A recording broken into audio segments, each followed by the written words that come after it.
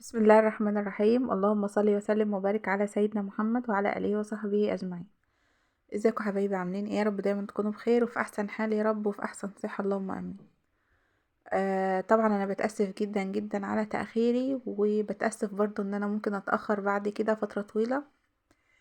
فحابة ان انا اطلع لكم النهاردة كده، قلت هصور فيديو روتين خفيف كده، وربنا سبحانه وتعالى يعني قدرني وصورته. زي ما انتم شايفين كده، طبعا انا حالتي يعني او سامعين صوتي، انا كنت تعبانه الفتره اللي فاتت دي جدا، وده كان سبب غياب عن القناه. وممكن اغيب الفتره اللي جايه اكتر من كده، فعلشان كده انا طالعه النهارده. بستأذن منكم وبشكركم جدا، وبشكر الناس اللي هي يعني كانوا داعميني في القناه، وبشكر الناس اللي وقفت جنبي في القناه كتير. ف دعواتكم ليا بالشفاء ان شاء الله، وربنا بإذن الله سبحانه وتعالى يشفي كل مريض ويشفيني. وبتأسف ان انا ممكن الفترة اللي جاية دي اكون يعني ايه هقصر معاكم اكتر من كده. مش عارفة هرجع امتى اعمل فيديوهات تاني. بس ان شاء الله كل ما احس نفسي ان انا هبقى كويسة يعني هعمل فيديو وارفعه. طبعا في ناس كتير لغوا الاشتراكات من عندي في القناة، لان انا مش بنزل فيديوهات. انا مش زعلانة خالص والله، انا عارفة ان انا القناة عايزة شغل، وان انا مقصرة في شغلي في القناة يعني، بسبب طبعا ظروف الصحية اللي انا كنت بنمر بيها الايام اللي فاتت. انتوا زي ما انتوا شايفين كده، انا مركبة كانولا في ايديا، ويعني باخد محاليل وعلاج، والفترة اللي فاتت دي كلها كانت لخبطة بالنسبة لي. فانا طالعة النهاردة بطلب دعواتكم ليا بالشفاء ان شاء الله. وبتأسف جدا ان انا زي ما قلت لكم ان انا مش هطلع الايام اللي جاية كتير. وبشكر كل الناس اللي وقفوا جنبي في القناة ودعموني لاخر لحظة، وكان نفسهم القناة بتاعتي تشتغل وتكبر. انا طبعا يعني ممتنة لكم جدا ولاحساسكم ووقفتكم جنبي. شكرا ليكم. هما مش كتير يعني، تعدوا كده عدد ناس بسيطة جدا على الصوابع، بس طبعا ناس محترمة، وناس اشيلها على راسي من فوق ان هما كانوا بيسألوا عليا، وكانوا اول الفيديو ما بينزل بيشوفوه، ومقدرين القناة ونفسها القناة تنجح وكده. طبعا انا عارفة ان كل شيء نصيب، والنجاح والتوفيق ده من عند ربنا سبحانه وتعالى، وانا مش زعلانة خالص. انا زي ما انتوا شايفين عملت روتين بسيط، وعملت غدا اللي انتوا شايفينه ده غدا صحي كده، كله مسلوق ما عدا يعني المكرونة. فهعمل برضو معاكم الغدا، وهدردش معاكم لاخر الفيديو، رغم ان انا والله مش قادرة نتكلم خالص. بس الحمد لله على كل اللي ربنا يديهولي، انا راضية ومحتسبة وصابرة. آه انا طالعة والله الفيديو ده طالعة فيه غصب عني، بس حبيت ان انا يعني ايه، حسيت كده ان انا اليوم اللي انا كنت بصور فيه ده كويسة. فقلت هصور فيديو واعتذر فيه عن تأخيري، واعتذر فيه ان انا ممكن اتأخر اكتر من كده، مش عارفة. ف وبشكر برضو الناس اللي يعني طلع برضو رسالة شكر مني للناس اللي وقفوا جنبي، وكانوا بيدعموا الفيديوهات بتاعتي اول ما تنزل، زي ما قلت لكم برضو هم يتعدوا على الصوابع. وبتمنى من كل قلب ربنا يوفق كل الناس، ويوفق كل القنوات الصغيرة، ربنا ان شاء الله معاهم. وانا لو ليا نصيب ان انا قناتي دي هتنجح هتنجح، ولو ماليش نصيب ان هي تشتغل، فشرف ليا ان انا اتعرفت على ناس كويسة، وشرف ليا اتعرفت على ناس محترمة، ومعرفة الناس كنوز. زي ما انتم شايفين انا هنا لبست جلافز كده في ايديا، علشان طبعا الكانولا ومنظرها ما يضايقش عينيكم، وعلشان كمان اعرف ان انا اعمل الاكل، واغسل شوية كده ايه طباق في الحوض. فالحمد لله، يعني اللهم لك الحمد يا رب ان كان في ناس محترمة في حياتي وسألوا عليا ووقفوا جنبي. وانا مش زعلانة والله خالص من الناس اللي سحبت اشتراكاتها من القناة. هما مش كتير طبعا، بس طبعا لو حد مكاني هيزعل، بس انا مش زعلانة خالص لان انا عارفة وبعترف بتقصيري في القناة. بس طبعا تأثير ده غصب عني، من ناحية طبعا ظروف الصحية، ومن ناحية تاني ان القناة عايزة مصاريف وعايزة فلوس، وعايزة يعني امكانيات ان انا اصرف عليها. وزي ما انتوا شايفين وعارفين الناس كلها بتمر بمرحلة صعبة في غلاء الأسعار وفي كل حاجة يعني. زي ما انتوا شايفين انا كان عندي شوية مواعين كده نضاف هرصهم، وكالعادة بقى بيبقى في مواعين كده ايه متوسخة او عايزة تتغسل، فده الطبيعي بقى في كل البيوت. فهغسل برضو شوية المواعين دول، وبحاول كده ان انا الم ايه بواقي الاكل دي قبل ما احط كده ال- المواعين في الحوض وكده يعني. هو مش موضوعنا خالص ان انا طالعة من الروتين، موضوع ان انا طالعة من خلال الروتين ومن خلال الفيديو ان انا اشكركم واشكر الناس اللي كانوا معايا في القناة، والناس اللي بتدعمني، واشكر الناس اللي بتسأل عليا. والحمد لله على كل حال، وبطلب منكم برضو من خلال الفيديو دعواتكم بالشفاء ليا ولكل مريض. طبعا مالك يا سمورة انت تعبانة في ايه؟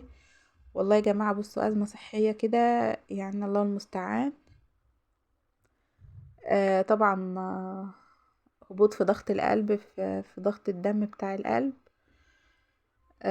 مزمن يعني. فبيكون بقى محتاج راحة وقلة مجهود ومحاليل وحاجات من دي. رغم اني والله انا يعني عملت تحاليل كتير وفحوصات كتير، بس الفحوصات كلها طالعة سليمة، فانا مش عارفة اللي انا فيه ده راجع لايه بالظبط.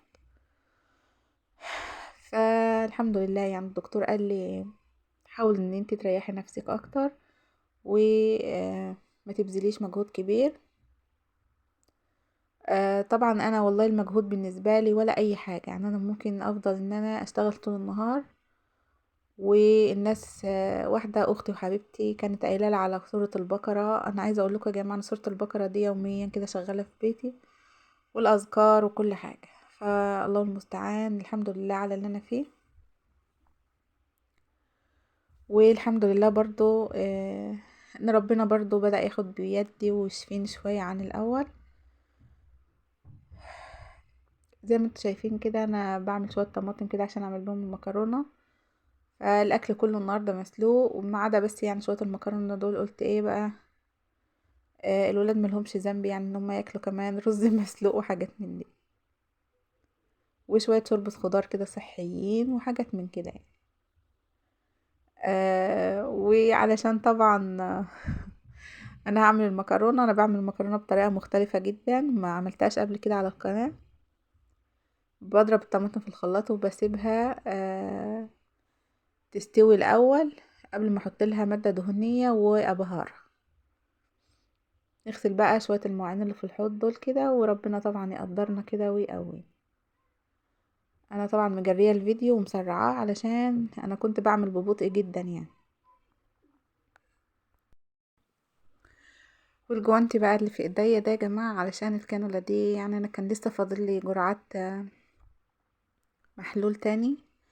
فقلت برضو ايه علشان انتوا برضو ما تتضايقوش من شكل الكانولا، وعلشان اللزق كمان اللي مثبت الكانولا دي ما يطلعش كده من الميه. فزي ما انتوا شايفين هغسل بقى شويه المواعين دول. ما كنتش غسلت صراحه يعني، كانوا بايتين كده مكانهم، لان انا كنت عملت الاكل وغرفنا وكلنا، والمواعين كانت في الحوض كده زي ما هي. ما قدرتش ان انا اغسلها يعني، وكان عندي بقى ايه علاج لازم ناخده ومحاليل وحاجات من دي. فبصراحة قلت يعني ايه الدنيا بقى مش هتطير لو سبتهم كده للصبح يعني. والحمد لله قمت من النوم كويسة شوية، غسلتهم ورجعت كل حاجة لطبيعتها. وانا طبعا يا جماعة بوجه رسالة كده لستات البيوت الشقيانة اللي زي حالاتي كده وزي حالاتنا كلنا يعني. منجيش على نفسنا ومنجيش على صحتنا في اوقات نكون احنا محتاجين فيها الراحة، لان طبعا احنا جسمنا ده احنا جسمنا ده يا جماعة ما هوش مكنة، ولا هو انسان آلي، ولا هو حديد. احنا بنتعب ومن حقنا ان احنا ناخد ريسك وناخد راحة كده وناخد بالنا من نفسنا ومن صحتنا. طبعا نصيحة مني لكل الناس، ما تهملوش في نفسكم وفي صحتكم، وبالذات ستات البيوت الامهات، لان طبعا احنا زي ما بنقول كده عمود البيت، احنا اللي البيت والولاد وكل حاجة قايمة علينا احنا. فلو احنا اهملنا في نفسنا طبعا كل اللي حوالينا بيتأثر. ناخد بالنا من نفسنا، وكل ست بيت تاخد بالها من نفسها ومن صحتها كويس جدا. بس زي ما انتوا شايفين كده، انا بقى هغسل شوية المواعين دول، ومش هقول بقى حطوا لايك، ومش هقول فعلوا الجرس، ومش هقول زي ما بقول كل مرة. انا طالعة بس والله الفيديو ده اعتذر فيه زي ما قلت لكم عن تأخيري، واعتذر ان انا ممكن اتأخر اكتر من كده.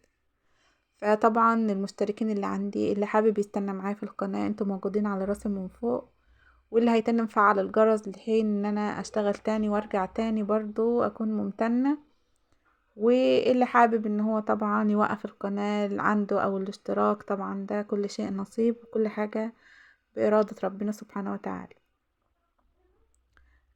اما الناس بقى اللي هم دايمين عندي وبيسألوا عليا وبيتمنوا ان انا قناتي تنجح، انا واثقة ومتأكدة ان شاء الله ان انتم مش هتسيبوا القناة، ومش يعني مش هتلغوا الاشتراك او مش هتطلعوا منها يعني، لان انتوا طبعا يعني اكيد بتحبوا لي الخير وحابين ان انا اكمل وكده.